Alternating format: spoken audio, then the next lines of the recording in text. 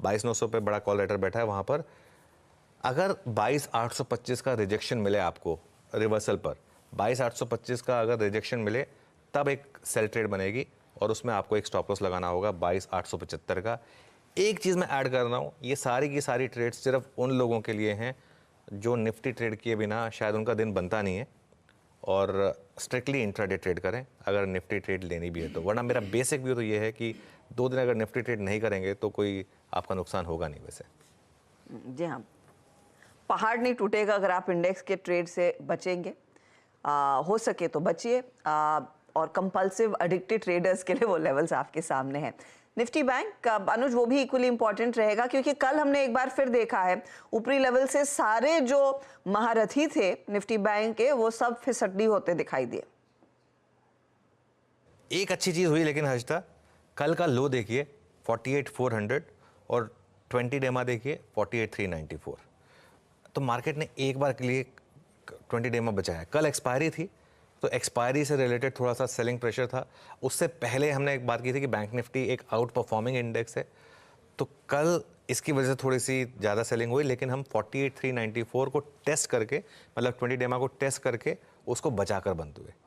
ये अगर जैसे ना क्लचिंग टू स्ट्रॉज, डूबते को तिनके का सहारा, ये अगर आप वो लेना चाहें तो वो ले सकते हैं। ये तिनका वो है 20 डेमा का, और वही हमारा पहला सपोर्ट है 48,321 टू 48,394, 20 डीएमए और 20 डेमा। और बड़ा सपोर्ट है आपका फिर सीधा 47,970 पर। अगर 48,300 ब्रेक होने लगा हर्षदा तो 47,970 भी पॉसिबल है, जहां पर आपका 50 day exponential moving average placed है। रेजिस्टेंस कहां पर आएगी? पहले 48,585 पर, छोटा सा ही लेवल है ये 10 डे एक्सपोनेंशियल मूविंग एवरेज, और बड़ी रेजिस्टेंस 48,800 टू 48,900।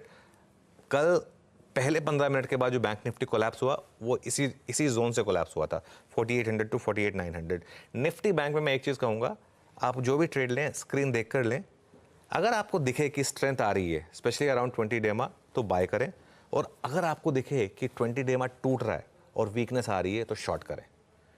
स्ट्रेंथ पे बाय और वीकनेस पे सेल बैंक निफ्टी में, स्क्रीन बेस्ड और अगेन स्ट्रिक्टली इंट्राडे, और स्ट्रिक्टली अगर आप मतलब एडिक्टिव या कंपल्सिव ट्रेडर हैं तभी, वरना अवॉइड।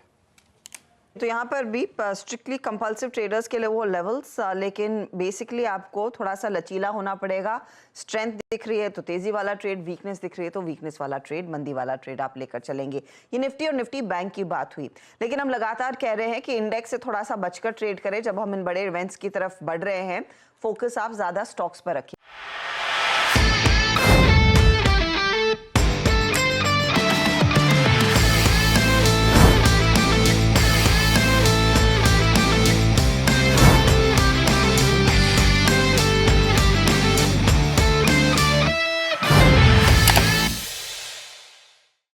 बता दें कि मनी कंट्रोल पर दिए गए विचार एक्सपर्ट्स के अपने निजी विचार होते हैं।